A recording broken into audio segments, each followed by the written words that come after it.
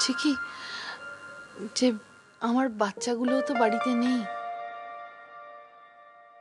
বড্ড ফাঁকা ফাঁকা লাগে, একা একা লাগে। রিমলিটার তো কলেজটা ছুটি, ওকে কটা দিন একটু রেখে গেলে খুব অসুবিধা হবে না, মানে কলেজ তো ছুটি, কিন্তু ওর আবার টিউশন। থাকি না বাবা, ও আমি ওইগুলো বন্ধুদের থেকে নোট নিয়ে নেব।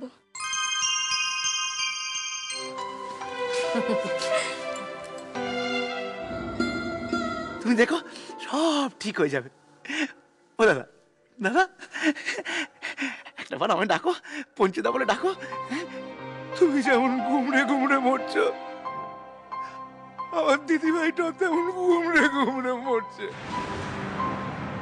তোমাকে যে তাড়াতাড়ি সেরে উঠতে হবে দাদা, নাহলে যে আমার দিদিভাইটা ভালো হবে না। কতদিন চিকিৎসা করতে পারবো সেটা জানি না, তবে দুটো মনের মিল আমাকে করিয়ে দিতেই হবে সাধু। স্যার, আপনার খাবারটা কি এখানেই দিয়ে যাব?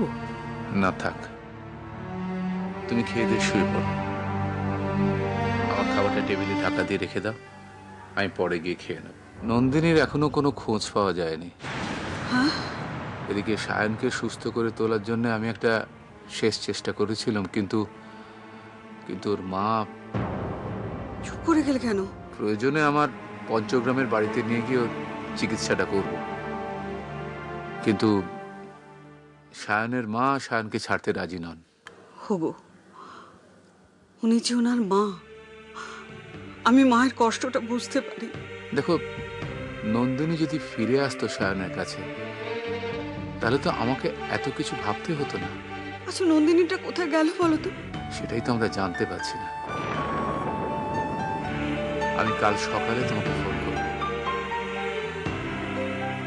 জানো তো সঞ্জুদা, বাবা বলে সবকিছুর মধ্যে দুটো জিনিস সবসময় লুকিয়ে থাকে, ভালো মন্দ, সাদা কালো, রাত দিন, তেতো মিষ্টি।